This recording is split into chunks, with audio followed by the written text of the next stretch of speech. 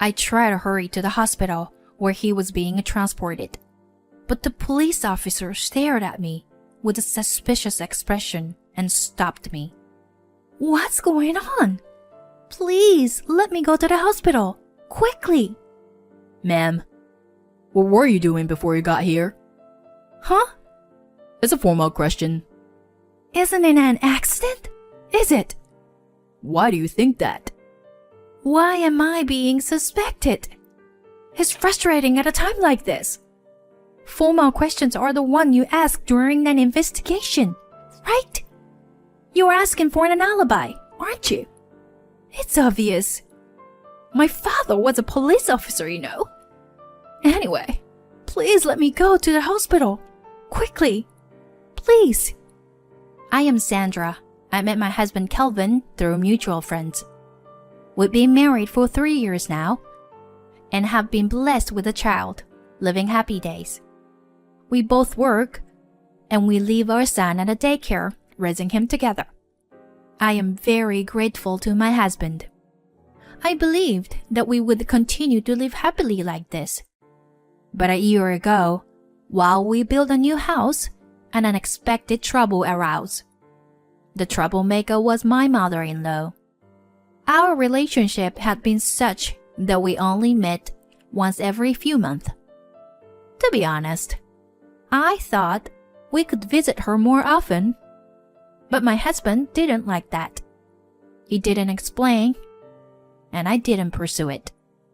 We built a house about a 30-minute drive from each of our parents' homes. Since then, my mother-in-law has been visiting our home about 2 to 3 times a week, and she comes unannounced, so we're often not home.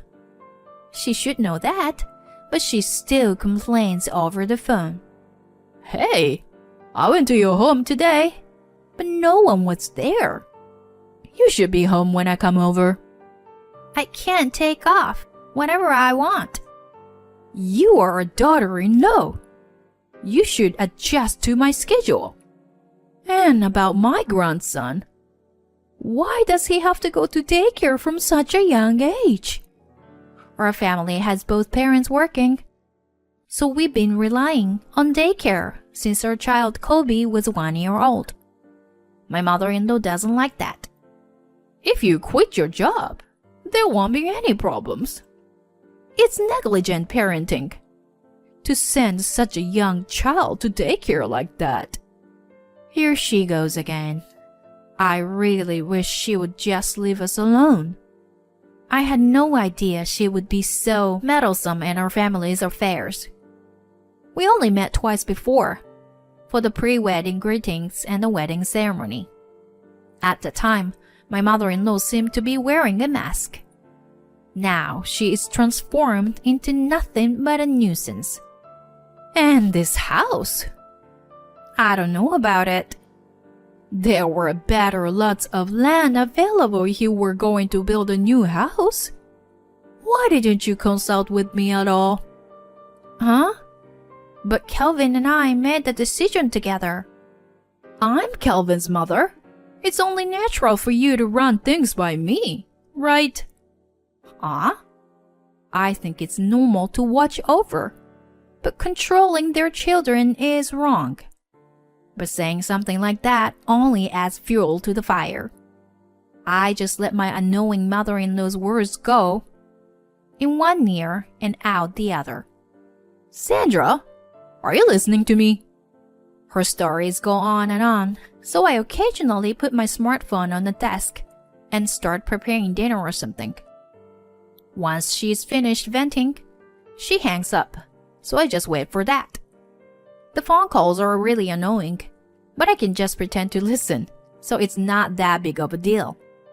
The biggest problem is that she comes over to our house when my husband isn't here. He has weekdays off and works on weekends.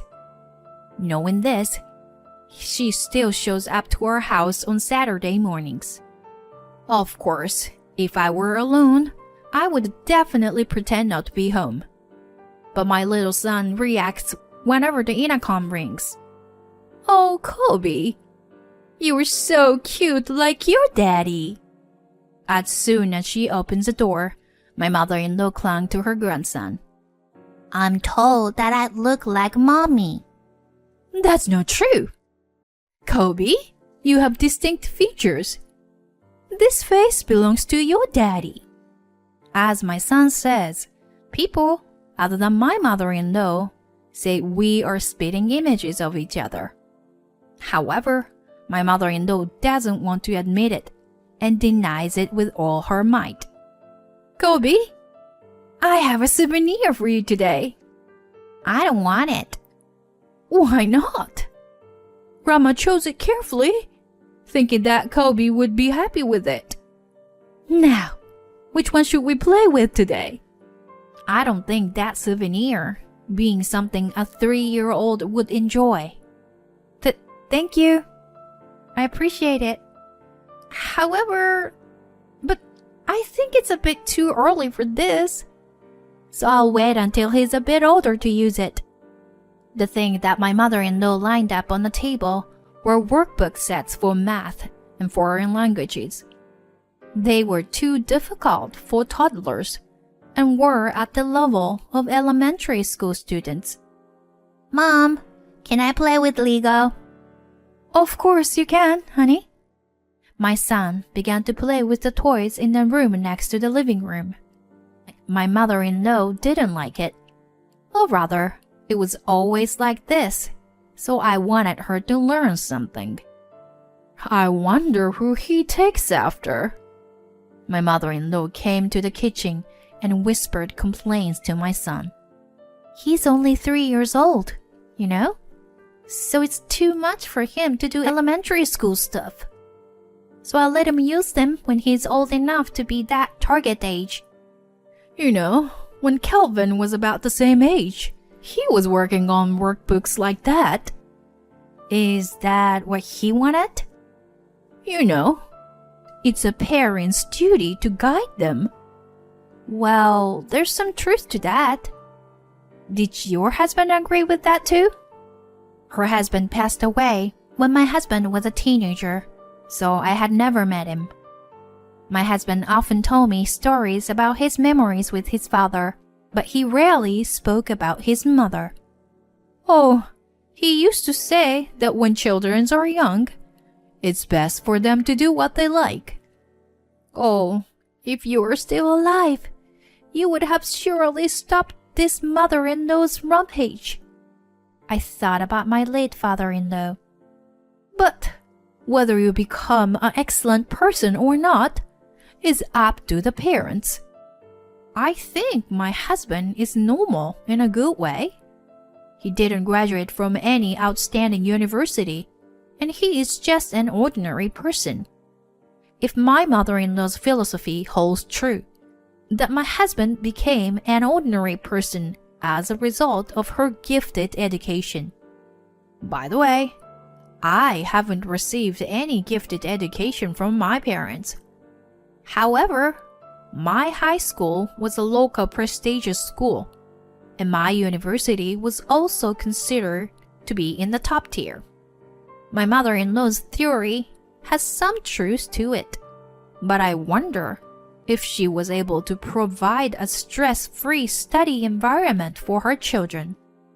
Thank you for the various helpful teachings. I'll think about the education while consulting with Kelvin. No, there's no need to consult Kelvin. I am his mother, and I'm giving you advice. Just listen to me quietly. She is just imposing advice, I thought to myself. Of course, I have already reported this to my husband. Every time, my husband stresses that his mother shouldn't come without an appointment and shouldn't come while he is not there. But she has no intention of listening to him. I had no way to avoid my mother-in-law, and I was starting to accumulate stress. Then, on one Friday, an astonishing fact was revealed. My son was not at home because he had a sleepover at a friend's house. When I returned home alone, I heard the sound of a TV from the living room. I cautiously opened the door to the living room and found someone lying on the sofa. What are you doing? Oh, you're back. You're late. Oh, where's Kobe? How did you get into the house? How? Sandra, please don't shout like that. Here, look at this. My mother-in-law showed the key in her hand. That's the key that Calvin lost, right? No, it's not. That child is always careless with his belongings. So I took it to prevent him from losing it when he comes to the house. That's called theft.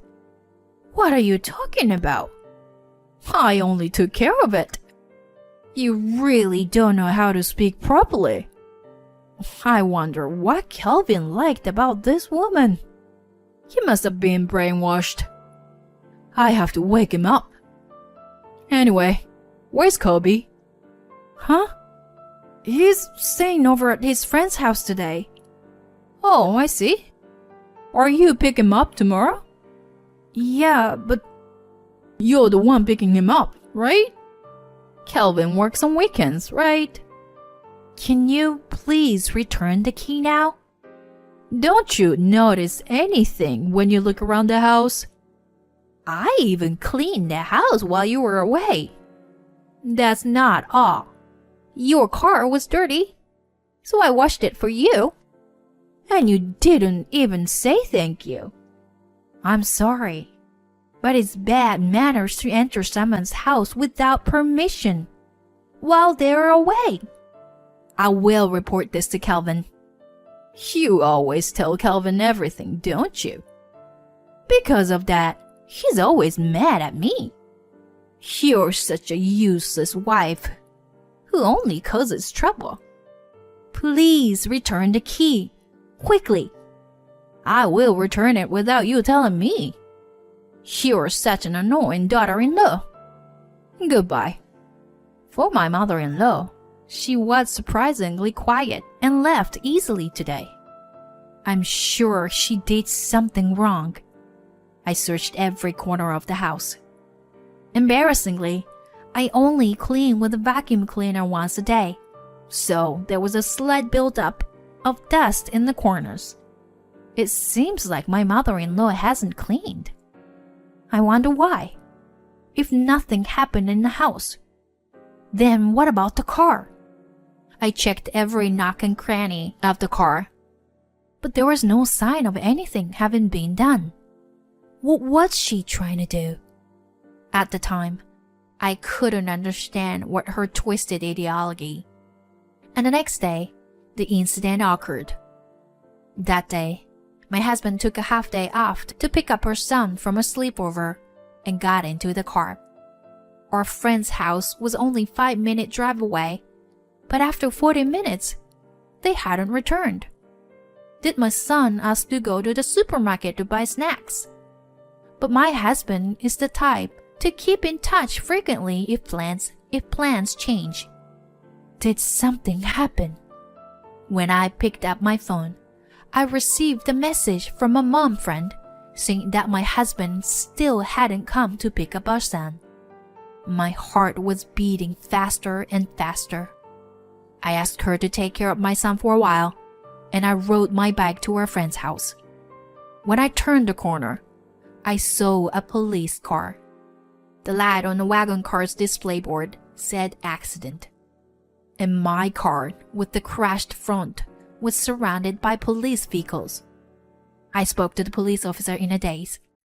When they realized that I was my husband's spouse, they told me his condition. He was not in critical condition, but he couldn't apply the brakes and crashed into a pile of reinforced steel, probably breaking his arms, legs, and face. I tried to hurry to the hospital where he was taken, but the police officer looked at me suspiciously and detained me. What's going on? Please let me go to the hospital, quickly. Ma'am, what were you doing before you got here? Huh? It's a formal question. Isn't it an accident, is it? Why do you think that? Why am I being suspected? It's frustrating at a time like this. Formal questions are the ones you ask during an investigation, right? You're asking for an alibi, aren't you? It's obvious. My father was a police officer, you know. Anyway, please let me go to the hospital quickly. Please. I couldn't hold back my tears. Why am I treating like this? Ma'am, we were certain that this is an incident. The police officers around were unsettled by the statement of the one officer, because one shouldn't say such things to a civilian, let alone someone who could potentially be a suspect. I understand how you feel, ma'am. Your husband is safe. I guarantee it. Ma'am, your husband was caught up in an incident. Do you have any idea who might have caused serious harm to your husband? The police officer led me into the crumpled car and shone a light on the back of the brake pedal. This... That's right. It's a plastic bottle. It is jammed in here. See? It is designed so that you can't see it unless you look closely. Not only that, but it's attached in a way that you won't notice it if you just press down on the pedal when starting the engine. It is clearly a malicious act. I trembled as I recalled yesterday's event. Ma'am? It's me. Huh? I was the one who was targeted. It's because I was supposed to pick up my son that my husband got caught up in the accident because of me. I can't believe it. How dare you? I want... Ma'am, calm down. Take your time, okay? Could you tell me what you know? Still in shock, but I managed to tell the police about the conversation with my mother-in-law yesterday. I see. Leave it to us from here. Let's hurry to the hospital. The police officer instructed another officer to take my bicycle to my house and sent me to the hospital in a patrol car. My husband, who was transported, had a broken left arm and both legs, and his face was severely bruised with significant internal bleeding. I'm sorry for worrying you. I'm glad that you and Kobe weren't in the car. Tears welled up in my eyes for my loving husband, who was kind beyond measure. I couldn't tell him the truth while he was in front of me. And 5 days after the accident, when my husband was transformed to a general ward, the police officer told him the truth. My husband was speechless at the fact, but immediately showed his anger and filed a complaint. After a while, when the evidence was appraised by the forensics, my mother-in-law was arrested for attempted murder. The decisive evidence was her fingerprint, which was found on the processed plastic bottle. We waited for my husband's recovery before the trial began, but my mother-in-law showed no sign of remorse. She desperately pleaded that she was only trying to save her brainwashed son from his wife. When asked by the judge how she felt about her son being seriously injured, she claimed, "He was unharmed, so I am innocent." My husband and I also appeared in the court as witnesses for the police, but my mother-in-law showed her anger when I stood up. Why are you unharmed? You piece of jerk! The judge repeatedly requested her to remain quiet, but she ignored it. As a result, she was sentenced to imprisonment. We sold our newly built house to cut ties with my mother-in-law. I accepted an overseas transfer that has been proposed to me before. As a result, my husband decided to quit his job, and now he supports me and our son as a house husband. Although he has discharged from the hospital without any after effects, he was depressed for the first 6 months or so. The reason why my husband didn't want to see his mother much was that with her excessive interference since childhood. Despite being oppressed by his mother, he wished to carve out his own life with his own will. Thanks to this, my husband grew up to be a true gentleman and we found each other. I was lucky to meet such a wonderful husband. Now my husband shows us a smile, but he is still hurt by the event caused by his own mother. I will never forget that he first wished for the safety of me and our son in the hospital room. I vow to protect him no matter what future holds.